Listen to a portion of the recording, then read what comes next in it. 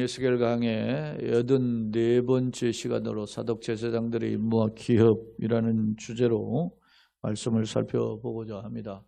사독제사장들은 누구인가요? 사독제사장이라고 하는 이름의 배경을 우리가 좀 염두에 둘 필요가 있습니다. 구약의 대제사장은 한 가문 아론의 후손으로 이어졌는데, 그런데 다윗 시대까지는 이 대제사장이 2명이 있었어요. 다윗 시대까지. 하나는 이 사독 계열의 후손의 제사장이 있었고, 당시 이제 지금 사독 제사장이 다윗 시대의 제사장 이름이었어요. 그리고 또 하나는 아비아달 후손의 제사장이 있었어요. 그런데 다윗이 죽기 전에 그의 아들 솔로몬에게 왕위를 물려주죠. 근데 사실 솔로몬 위로 형들이 많이 있었죠. 그 중에 이제 네 번째 형인 아도니아인데, 이건 이제 배다른 형이죠. 솔로몬 바세바가 낳은 아들이고, 저 아도니아는 핫깃이 낳은 아들인데, 이 핫깃에 낳은 아들 아도니아가 소위 왕위 찬탈을 하고 싶은 거죠. 아버지가 동생한테 물려줬는데 자기가 물려받고 싶은 거예요. 그래서 일종의 반란을 시도했는데, 그 반란에 가담한 무리 중에 한 제사장 그룹이 누구냐면 아비아달 제사장이에요. 그래서 다윗의 정통성을 인정받지 못한, 그리고 결국 핫깃이 반란에 실패하죠. 그렇게 하고 결국 그를 초동했던 자들은 왕이 등용할 리 없죠. 그래서 그때 솔로몬을 옹립하고 따랐던 사독 가문을 왕이 기억하고 그 대대손손 이 제사장의 임무를 감당하게 한 거죠. 물론 둘 다 아론의 후손들이지만 그런 역사적 배경을 가지고 있어요. 매우 중요한 겁니다. 어디에 서느냐 중요한 거죠. 나도 똑같이 레위지파야, 나도 똑같이 아론의 후손이야, 뭐 이렇게 이야기하지만 어디에 서느냐, 하나님 인정하는 곳에 서야 되는 거예요. 매우 중요한 것임을 알 수 있어요. 자, 이런 역사적인 배경을 가지고 있는 사독 제사장들에게 이제 지금 우리가 계속 보고 있죠. 40장부터 44장까지 왔는데, 40장부터는 뭐였습니까? 새로운 성전에 대한 환상이었어요. 40장부터 42장까지는 새 성전에 대한 측량이었어요. 규모가 어떻게 되는가. 그래서 동쪽 문에서 담벼락부터, 그리고 바깥들, 담벼락 안이 들어오면 이제 그게 소위 바깥들이에요. 그리고 바깥들과 안뜰 사이에 또 담벼락이 하나 또 있죠. 그리고 그 안뜰 안쪽으로 뭐가 있습니까? 성전이 있단 말이에요. 성소가. 성소는 두 곳으로 나눠져, 성소와 지성소로 나눠져 있어요. 근데 그게 전부 다 동쪽 정문을 바라보고 있단 말입니다. 근데 동쪽 정문이 있고, 우측에는 남쪽에 남문이 있고, 좌측에는 북문이 있단 말입니다. 그런데 동쪽 문에서부터 하나님이 들어오셨기 때문에 그 들어온 그 출입구를, 동쪽 문을 하나님의 출입구로 보고 출입을 하지 않았단 말입니다. 그렇게 거룩하게 여겼어요. 그런 내용을 우리가 지금 살펴보았잖아요. 그렇게 하고 이제 44장 15절 우리가 31절을 이제 살펴보게 되는데요. 자, 서론 부분 함께 읽어봅시다. 본문은 이스라엘 백성이 과거 성전에서 거룩함을 지키지 못했지만, 그렇죠? 하나님의 성전에서 하나님을 예배하고 제사해야 되는데 그곳에다 우상 단지를 갖다 놓고 거기서 우상을 숭배하는 아주 폐역한 짓을 했죠. 그렇게 해서 가정함으로 인해서 결국 멸망받게 되었지 않습니까? 그런 일들을 상기해요. 그러나 사독 가문의 제사장들은 성전에서 성결했으면, 앞서 다윗의 그 정통성을 지키기에 노력했다, 그런 부분이 있어요. 이들도 다 완벽하지 않은데, 그럼에도 불구하고 그들보다 나은 부분임을 상기하고 있어요. 그래서 앞으로 성전에서 그들에게 임무를 주어서 새로운 성전에는 이런 사독의 후손들이 이 제사장의 역할을 할 것이다 라는 것을 말씀하고 있어요. 그러면 성전에서 어떤 역할을 할 것인가, 또 어떤 자세로 이 일을 감당해야 되는가, 그런 부분들을 제시하고 있어요. 그리고 그들에게 주시는 하나님의 기업, 상급, 소위 말하면 이스라엘의 기업은 땅의 개념이잖아요. 토지에. 그래서 지파별로 도지를 12지파로 분배했는데 이 제사장 그룹의 레위인들에게는 토지를 주지 않았죠. 거할 성읍은 줘요. 레위인들에게 거할 성읍은 줬는데 토지를 주지 않았단 말이에요. 그러니까 이 제사장에게 주지 않은 이유가 뭐냐? 성전에서 드리는 봉헌물 있죠. 각종 소재, 모속제 제물 이런 헌물을 통해서 그들의 응식, 하나님의 응답으로 주시는 어떤 그 일종의 그게 기업이 된 거죠.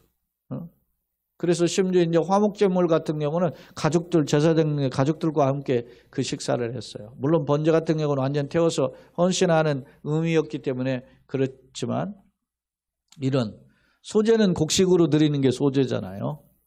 그런 소제라든지 속죄제의 제물 중에서도 하나님의 중심 부분 피와 내장은 피는 제대로 뿌리고 그리고 내장은 불태우고 그리고 있는 고기 있잖아요. 이런 고기는 삶은 고기는 제사장과 그 성전 섬기는 자들에게 몫으로 주신 거죠. 이게 왜 무슨 의미냐라는 겁니다. 그런 의미에 대해서 교훈하고 있다. 자, 이는 하나님의 성전의 거룩함과 이를 섬기는 제사장의 중요성을 부각하고 있다. 그렇다면 제사장은 어떻게 거룩함을 유지해야 할까? 생활 영역 측면에서 살펴. 자, 제사장은 제사를 드릴 때뿐만 아니라 생활 속에서도 어떻게 해야 되느냐 하는 부분을 이야기하고 있는 것이 오늘 본문입니다. 참고로 우리가 그리스도 안에서 새로운 피조물 냈죠. 예수님은 율법이나 선지자를 폐하러 오신 것이 아니고 완전케 하라 하셨죠. 그렇기 때문에 구약의 제사를 오늘날 우리가 드리지 않지요. 그래서 예전에도 제가 거듭거듭 이야기했지만 우리가 드리는 이런 예배를 예배라고 하지 제사라고 하지 않는다. 분명히 이야기했어요. 그리고 우리가 드리는 이 예배는 우리가 있는 곳은 성전이 아니고 예배당이다. 그렇게 이야기해서 예배를 드리는 장소이기 때문에 제단이 아니다. 이런 표현을 했는데도 그걸 듣지 못하고 내가 이런 이야기 한 10여 번은 10번은 더 넘게 했을 것 같은데 지금도 제단 이렇게 하고 하는. 왜? 관심이 없어요. 머리에 생각에 교인들도. 그리고 우리가 좀 관심을 갖고 어렸을 때부터 그냥 제단 이런 개념으로 자꾸 배워왔거든요. 그러니까 그냥 그대로 가는데 중요해요. 이게 아니 넓은들 교회에서 수십 년 다녀가지고 어떤 사람 수년이고 그렇게 하는데 배웠으면 그 용어를 깨닫고 들어야 되는데 안타까워요. 그게. 그러니까 우리가 용 하나라도 조심하거든. 저는 사실 그렇게 해요. 제가 예를 들어서 축도 용어나 성경에서 관련된 용어를 할 때 성경과 반하는 용어라든지 아니면 긴가민가 하는 용어를 잘 안 써요, 제가. 그 매우 중요한 거지, 그게. 왜 그래? 제 가운데 가지고 있는 이 성경적 신학이 분명하기 때문에 그런 거거든요. 그런 것들을 우리가 좀 훈련할 필요가 있어요. 자, 이야기가 확대됐는데 어떻게 해야 되느냐? 사실은 예수 안에서 다 성취됐어요. 그래서 이걸 소위 말하면 구약의 율법을 순위 토라라고 하잖아요. 이 토라를 흔히 현대 신학자들이 한 셋으로 분류를 해요. 율법을 세 가지로 분류. 하나는 의식법이 있고, 하나는 도덕법이 있고, 하나는 시민법이 있다는 거예요. 의식법은 뭐냐? 제사나 절기나 이런 규례들이에요. 제사 드릴 때는 어떤 제사를 드리느냐, 제사장 복장은 어떻게 해야 되느냐, 이런 것들이죠. 제물은 어떻게 하고 각을 뜨고 해야 돼. 이런 것들은 의식법은 완전히 예수님의 십자가에 대해서 성취되었다라고 보는 거예요. 그래서 오늘 우리가 그렇게 하지 않잖아요. 그죠? 그 의미와 상징성은 가지고 있지만 그렇게 하지 않는단 말입니다. 지금 우리 양 잡고 소 잡고 비둘기 잡고 염소 잡지 않잖아요. 그렇게 하고 제물에다 그렇게 하지 않잖아요. 구약의 제사는 죄를 용서받기 위한 제사고 문제를 해결받기 위한 제사였잖아요. 근데 신약의 예배는 이미 예수 안에서 문제를 해결받은 사람이, 죄를 용서함 받은 사람이, 사망의 문제를 해결받은 사람이 그 은혜의 감격에서 드리는 하나님 앞에 그 예배라 말입니다. 그 절예자, 절배자를 쓰는 거 아니에요? 워십, 경배와 찬송이죠. 구원받은 자의 감격을 노래하는 거예요. 그러니까 구약에서의 제자는 어떻게 해요? 아직 내가 어떻게 될지 처분을 아직 못하니까 부들부들 떨리는 그런 게 있다면, 그래서 현대의 예수 안에서의 예배는 구원의 벅찬 감격 속에서 이미 사죄를 받은 백성들이 확인하는, 은혜를 확인하는 자리이기 때문에 다르죠, 감격이. 자, 구약의 의식법은 이렇게 성취를 했다. 또 두 번째, 도덕법이 있죠. 도덕법은 대표가 뭐냐면 십계명이에요. 도덕법은 여전히 살아있다.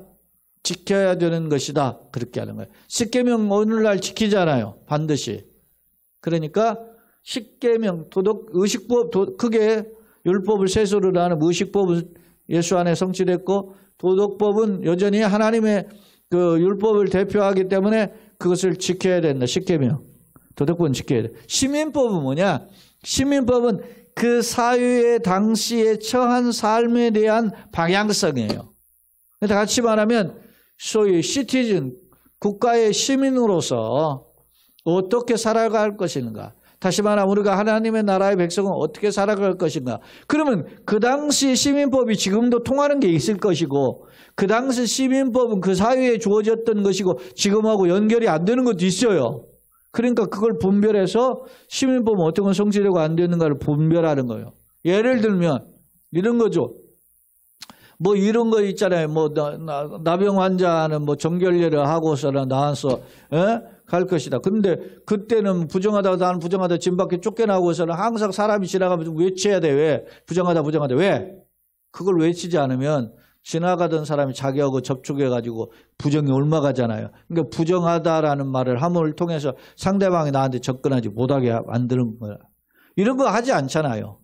이런 규례들은 시민법이라. 예를 들면은 누가 뭐 예를 들어서 소가 어떤 집에 가가지고 뭐 일을 하다가 길 가는 사람을 들이받아가지고 상해를 입혔어.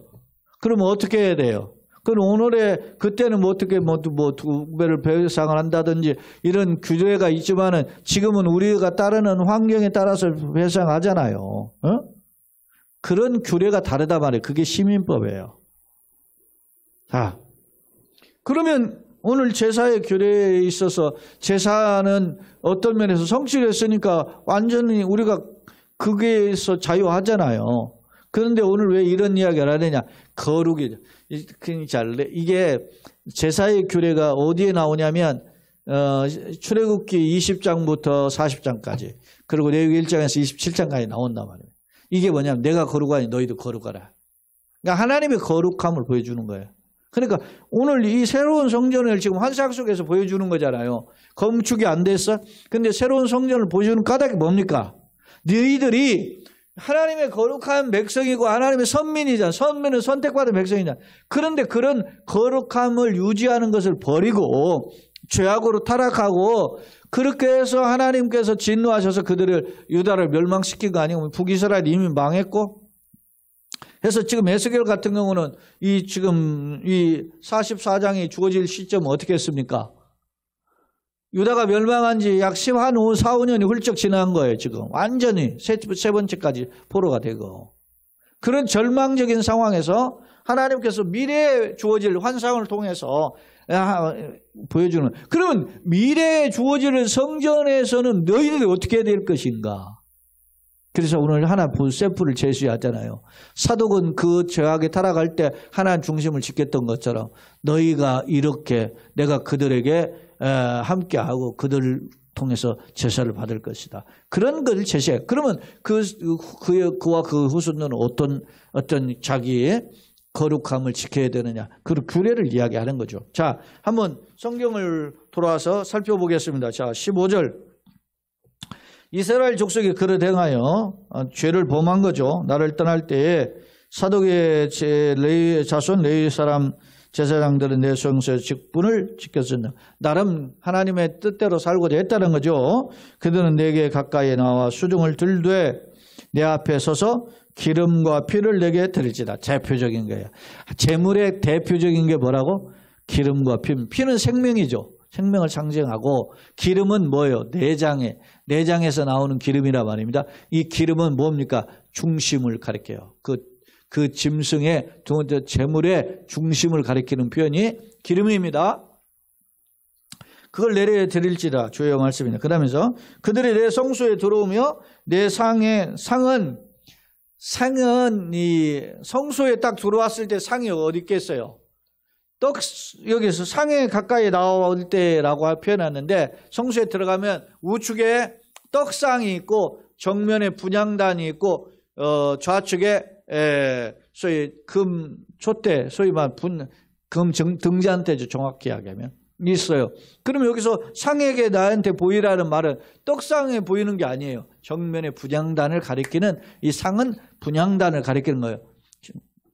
거기서 향을 피우는 거거든요. 그럴 때 상에 가까이 나와서 내게 수종들어 내가 맡긴 직분을 지키되 그들이 이제 안뜰문에 들어올 때나 안뜰문과 성전 안에서 수종을. 자, 앞에 성전에 뜰 울타리가 있었죠? 있고 그 울타리 안쪽으로 또 하나의 울타리 있는데 울타리와 울타리의 사이를 바깥뜰이라고 작은 안쪽에 있는 울타리 안쪽을 안뜰이라고 하는데 안뜰 안쪽에 마당이 있고 안뜰 마당이 있고 그리고 그 안에 성전이 있잖아요. 그러니까 그 성전에서 봉사하고 안뜰 마당 쪽으로 나가면 북쪽과 남쪽에 제사장들 방들이 쭉 있단 말입니다. 그게 이제 중간에 회랑이 있고 좌우로 또 있어요. 두 줄로 양쪽 다. 그렇게 되어 있는데 자 성소에 들어오면 또 내 상에 가까이 나와 내게 수종들어 내게 맡기는 그들이 안뜰 문에 들어올 때나 안뜰 문과 성전 안에서 수종들 때에 무슨 옷을 입지 마라? 양털 옷을 입. 양털은 덥죠. 더운데 왜 베옷을 입었냐? 가는 베옷을 입으면 얇은 옷이죠. 그러니까 항상 긴장과 겸손해. 양털은 더우면 땀이 나. 땀은 뭡니까? 우리의 육체적으로 땀이 이 귀한 땀 흘렸네 하고서 도로 먹는 사람 있어요? 땀은 노폐물이에요. 그죠? 우리 육신으로 노폐물이에요. 마찬가지로 땀은 우리의 몸에서 나오는 일종의 쓰레기죠. 그런데 그거를 하나님의 보시는 제사를 드리는 중에 땀을 흘린다? 부정한 걸 흘린다? 거룩해야 되는데 그렇게 하지 말아라. 그래서 가는 베옷을 입어라. 굉장히 이게 제사를 드리는 자세의 마인드가 다 되어 있죠. 몸과 마음이 준비되어 있어야 돼요. 그래서 제가 이게 우리가 그런 식으로 지금 예배는 안 하지만 그것이 의식법을 다 성취됐지만 이 마인드는 살아있잖아요. 마인드는. 그래서 제가 이야기잖아요. 교회 오늘 이렇게 영상으로도 드리는 분이죠. 현장에 이렇게 목사의 가족들이 이렇게 올라왔지만 그러나 여러분 영상으로 드리는 사람은 난 집에서 드리니까 뭐 예를 들어서 화장한 바람으로 아니면 뭐 머리에 새집을 지고만 대충 하고 사람 소파에 걸터 앉아가서 목사님 뭐라고 설교하는지 뭐 이렇게 하고 그거 아니라는 거예요. 이게. 보세요. 어떻게 해요? 하나님 앞에 우리가 예배는 뭐가 있어야 돼? 뭐가 없으면 안 돼? 하나님의 임재. 예? 제가 여러분에게 지금 새벽이든지 모든 집회 영상으로 할 때 멘트를 제가 한 3, 40자, 30, 50자 정도의 글씨를 매주 축복의 멘트를 써요.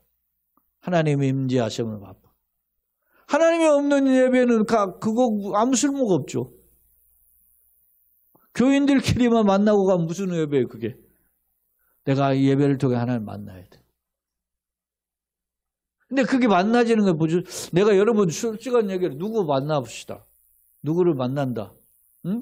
예를 들어서 시장을 만나, 대통령을 만났는데 어떻게 해요?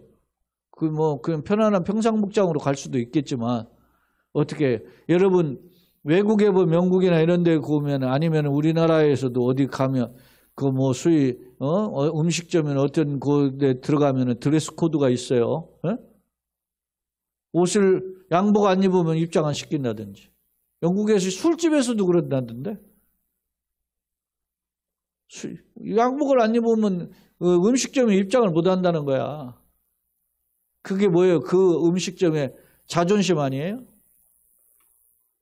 하나님 앞에서 마찬가지 아닙니까?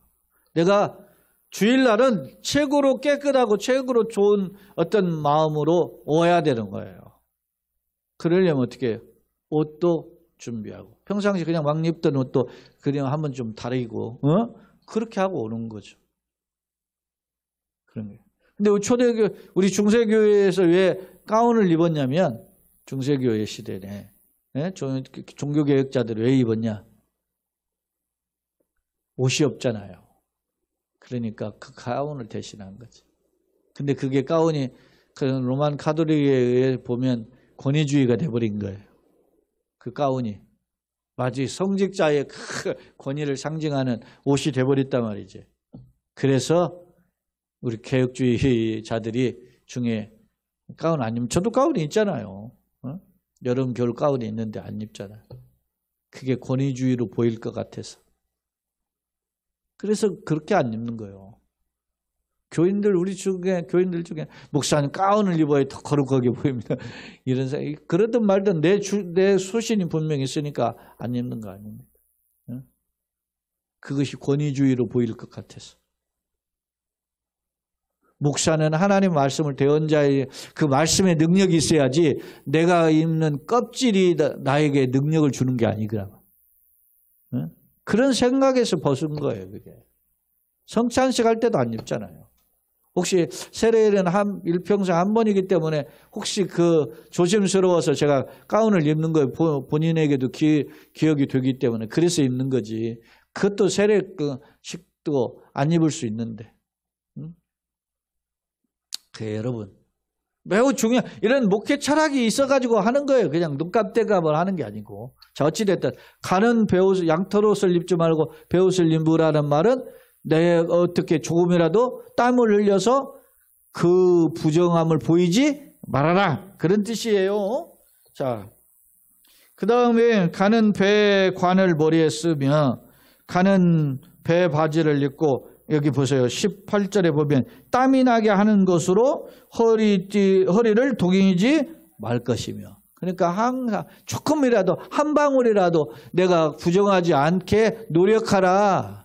이런 마인드가 얼마나 중요합니까? 여러분 우리가 예수님 보혈로 하나님을 만나게 됐어요. 그런데 이제는 옛날에는 막 부들부들 이렇게 떨면서 막 이렇게 제사장들이 조심하면서 두려우면서 했던 그 마인드가 예수님 있으니까 그냥 맘 놓고 막 만나도 되는 겁니까? 우리가 예수님 안에서 구원을 얻었지만 그래도 우리 마음의 옷깃을 염려해야 된다네. 마음의 옷깃. 예? 마음의 옷깃을. 중요한 거죠. 그렇다고 막 세상에 막 비싼 옷 입고 교회 오라는 말이 아니에요. 싸더라도 깨끗하게 정결해서. 예? 그렇게 오는 거예요. 그런 마인드가 필요하다는 거죠. 이게 새 성전에 대한 예고인데도 그래요. 자, 그 다음에 그들이 이제 바깥들로 백성에게로 나갈 때가 있을 거 아닙니까? 제사장 방에 안뜰 안에 이제 제사장 방이 있지만 이제 백성들하고도 이제 교통하러 나갈 거 아닙니까? 예? 이런 사회적 삶이 필요하죠. 왜냐하면 백성들한테 유튜브에 보면 나오죠. 백성들을 만나서는 뭐 하냐? 그 말씀을 가르치는 양육을 하는 성경을 가르쳐요. 소위 말하면 율법을 가르치고. 그렇게 하고 심지어는 문제를 가지고 오면은 제사장 재판까지 했어요. 어? 그럼 백성들과 만날 거 아닙니까? 그런 때는 어떻게 하느냐? 자, 19절이죠. 나갈 때는 수종드는 옷을 벗어 거룩한 방에 두고, 이게 하나님을 만나 뵐 때 드렸던 소위 세마포 옷이죠. 가는 배옷, 이런 옷은 벗어놓고 일반 옷으로 갈아입을지니 이는 그 옷으로 백성을 거룩하게 할까 합니다. 이 말은 그만큼 거룩한 옷이다, 이것을 상징하는 반어적 표현이에요. 자, 그들은 또 머리털을 밀지도 말고 머리털을 길게 자라게도 말고, 다시 말하면 빡빡이도 말고 장발도 말아라, 그런 말이에요. 적당하게 단정하게 하라, 그런 거죠. 머리털을 뭐요? 깎기만 할 것이요. 어느 정도의 그 당시의 관념이 있는 거죠. 오늘날 우리가 어떻게 예배를 드려야 되는지. 물론 뭐 우리가 예를 들어서 선교지 가가지고 아프리카라든지 뭐 이런 데 어디 가서 뭐 이렇게 할 때 그새를 가는데 그런 차림으로 예배할 수 있어요. 그들의 문화니까. 그러나 우리가 우리의 문화에 맞게끔 하는 게 필요하지 않습니까? 그게 필요한 거죠. 요즘 시대는 급변하죠. 포스트 모더니즘이. 모던한 것을 더 부정하는 그런 시대. 그러니까 교회도 막 가는 거죠. 요즘 포스트 모더니즘 시대에 어떤 경우입니까? 교회 같은 경우는 카페 차리는 데로 좋다 이거야. 그래가지고 호주에서부터 시작이 된 건데 내가 지금 한 20년 되는 것 같은데 호주 예배당을 다 리모델해가지고 술집했다더라고. 그냥 그대로만 다 놔두라고. 집기 치우지 말고 여기는 뭐 이렇게 뭐 앉아 있는 강에서 다 놔둬. 그냥 거기서 그냥 여기서 와가지고 테이블 하나 놓고 술 먹는 거야. 왜 그렇게 했어요? 그 마음의 내재 속에 들어있는 뭡니까? 하나님에 대한 도전이 거지. 네? 무시하는 거죠. 보세요. 누구하고 똑같아요. 지난 주일 이야기했잖아요. 벨사살이 성전에 있는 그릇 가져와다가 마시잖아요. 금은 그릇. 성전에서 물론 전리품으로 취한 거니까 지들 마음대로 하지만 그걸 가지고 마셨다고 이 다니엘이 지적하잖아요. 왕이에요. 당신이 그랬다. 교만한 거죠. 조롱한 거죠. 하나님을 무시하는 거죠. 자기는 정복자로. 니네들은 비정복자로서 니네들이 섬기는 신은 핫발이다. 이런 거죠. 그런 것들은 어느 날 물론 매번 그렇게 막 와르르 무너지고 와르르 죽고 그러면은 오늘날 예수 안 믿을 사람이 어디서 다 믿지. 근데 여러분 그런 일이 벌어지지 않으니까 사람들이 착각하는 겁니다. 응? 제가 SBS 그 방송 프로그램 요즘 제가 어떻게 한번 들여다 보니까 계속 그걸 구독도 안 했는데 그 어떤 영상이 관련 영상이 뜨는데 그 부모 할머니나 할아버지가 일어나가지고 이제 자녀들한테 이제 영상 메시지라는 거예요. 얘들아 순시가 뭐 나 잘했다 뭐 이렇게 하면서 하는 멘트 하시는 분들 영상에 나오거든요. 옛날 뭐 고향에서 온 편지 그런 메시지로 해서 주는데 거기에 나오시는 분들이 연령이 많으시면 80대도 있지만 70대, 70 초반, 60대도 있어요. 근데 왜 이렇게 촌스러웠지? 우리 사회가 불과 한 30년 전만 해도 좀 저렇게 좀 촌스러워 보였구나. 그러자. 지금도 그렇겠죠. 여러분, 시대는 이렇게 시대에 따라서. 우리는 그걸 가지고 굉장히 고상한 척, 굉장히 멋있는 척 이렇게 웃기는 거지. 하나님 보시기. 세상 것 가지고 하는. 우리가 하나님 앞에서 어떻게 자기가 좀 부족해도 못 배워도 하나님 앞에 예배의 자리에 나오면 그런 귀하게 보시는 거예요. 근데 그가 잘나고 세상 잘나가고 똑똑한 것 같아도 건방지게 나오면 하나님은 그냥 탁 리젝트 시켜버리는 거죠. 오늘 우리가 얘기했어요. 머리털까지도 규례가 있는 거 지금 머리털 깎기만 할 것이요. 그 다음에 시간이 빨리 갔네요. 자 21절 아무 제사장인데 안뜰에 들어갈 때는 포도주를 어떻게 해요? 마시다. 안뜰은 지금 어디로 돌아요? 다시 성소를 향하여 제사 드리러 오는 그런 뜰로 들어오는 거예요 지금. 그럴 때는 뭘 마시지 마라? 포도주를. 술 취해가지고 제사 드리지 말라는 거죠. 여러분요. 그 나단의 아론의 아들이 넷이었는데 둘이 죽잖아요.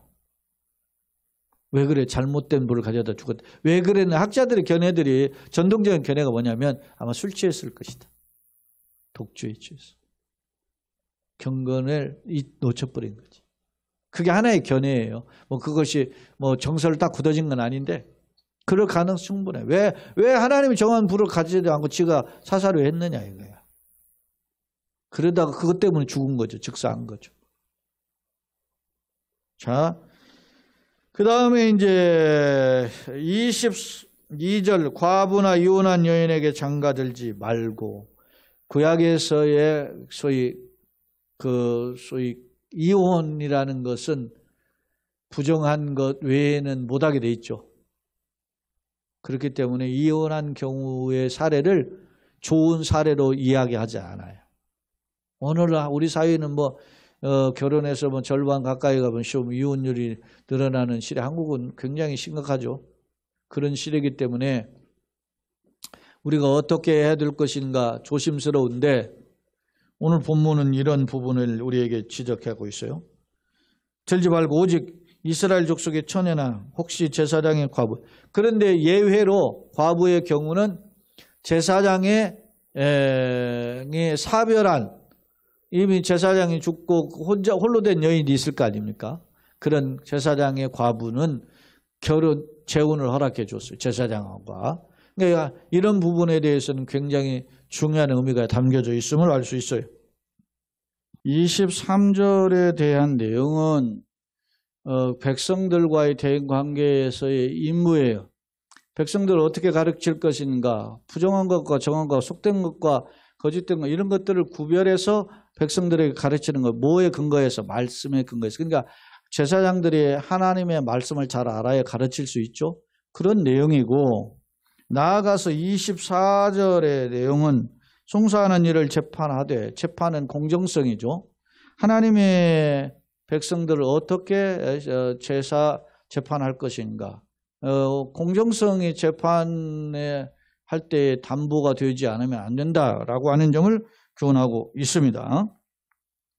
그 다음에 이제 25절은 시체를 가까이 하여, 시체는 뭡니까? 죽음이잖아요. 죽음의 대가가 시체예요. 그러니까 죽음은 뭐죠? 부정한 거. 생명을 잃어버린 건 부정한 거예요. 그러니까 시체는 부정함의 표시죠. 그러니까 시체를 가까이 하는 건 안 돼. 그래서 이스라엘 백성은 시체를 가까이 하지 않도록 무덤에 뭐를 칠해요? 회를 칠해가지고 이거 무덤이라는 걸 보여줬던 거예요. 그래서 가까이 하지 못하도 부정하기 때문에. 그러니까 시체를 가까이 하지 않아서 스스로 더럽히지 못할 것이로 돼. 그렇게 절제가 필요함을 보여주고 있어요. 그 다음에 이제 부모나 자녀나 형제나 시댁까지 아니한 자매를 위하여는 더럽힐 수 있어요. 그럼에도 불구하고 사랑하는 가족을 대할 때는, 가족이 했는데 그런 경우에는 어떻게 해요? 그 시체를 가까이 할 수 있어요. 그러나 이런 자는 어떻게 했어요? 스스로 정결한 후에 7일을 더 지내요. 정결례를 지내고 일주일을 더 지내라는 거예요. 왜? 하나님을 가까이 다시 모셔야 되니까. 자기 부모인데 부모를 외면할 수 없잖아요.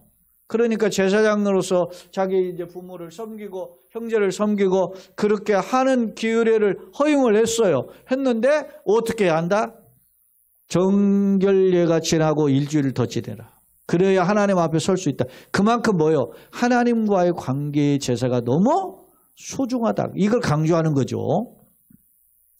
그리고 이제 이 성수에 수종들기 위해서 안뜰과 성수에 들어갈 때 속죄제를 드려라. 야, 자기를 위한 속죄 제사를 드리는 거예요. 하나님 앞에 제사를 드리려는 제사장이 더러우면 안 되잖아요. 그러니까 자기를 위하여 정결한 후에 27절이에요. 속죄제를 드려야 된다. 그렇게 교훈하고 있습니다. 그 다음에 이제 28절로 30절인데요.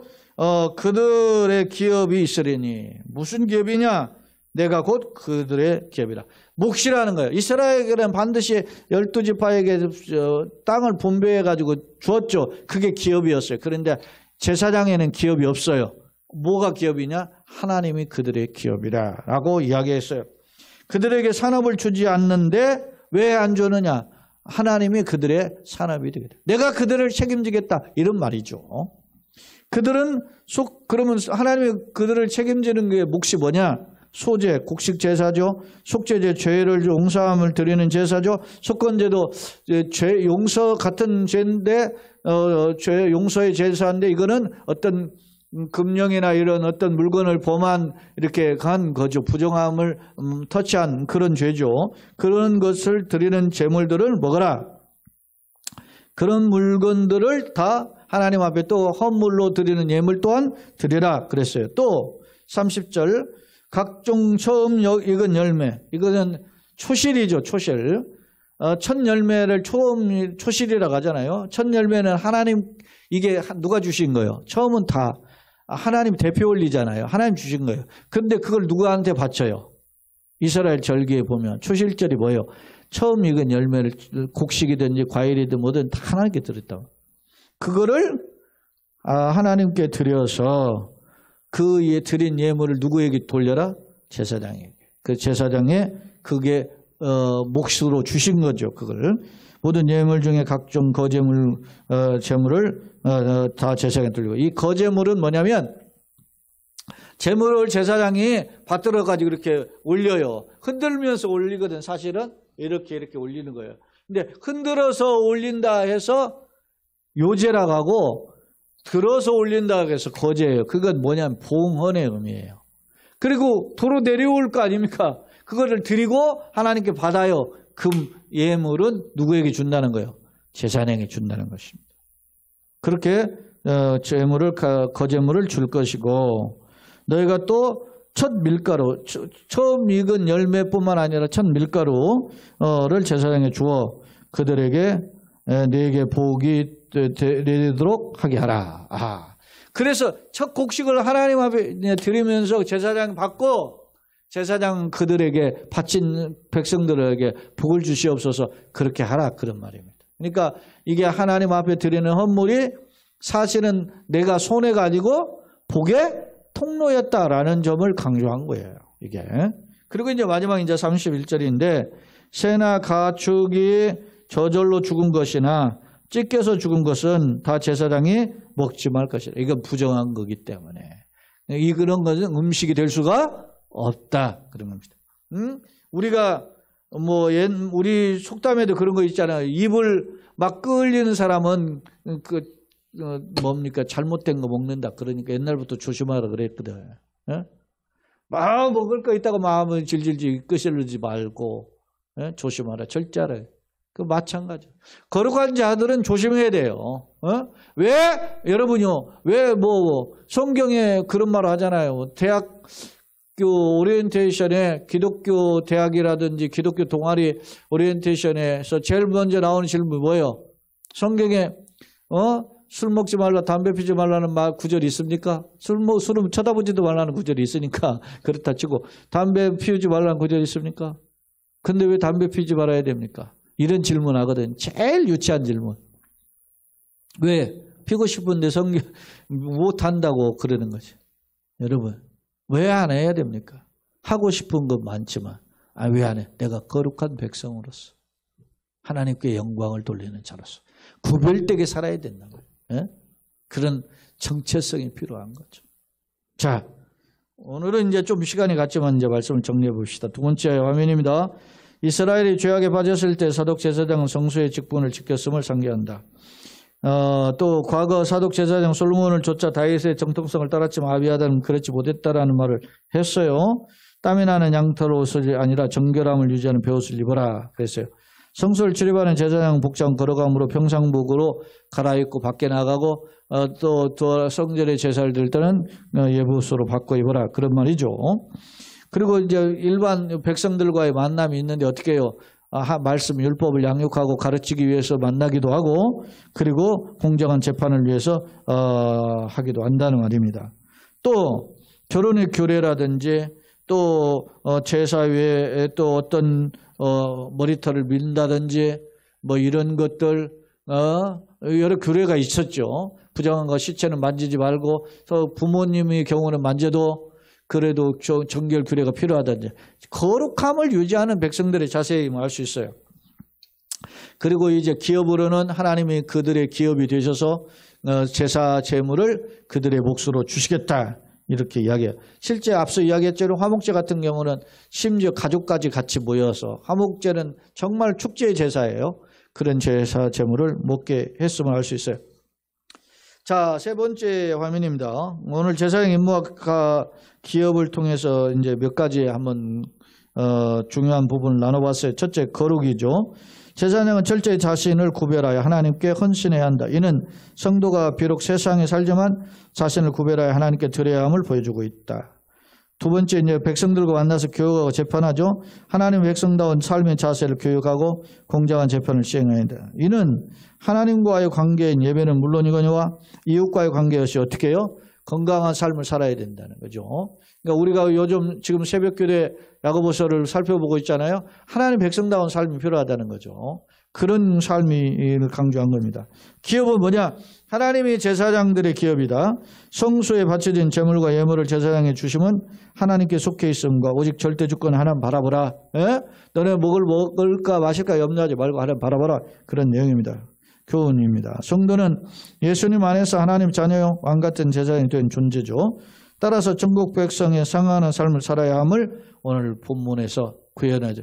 이 제사 드릴 때의 자세 그리고 백성을 대할 때의 자세가 어떠해야 되는지를 우리에게 보여줬어요. 결론입니다. 제사장들은 자기의 생활의 모든 영역, 의복 규정, 또 신체 규정, 금주 규정, 결혼 규정 뭐 이런 것들을 우리가 살펴봤습니다.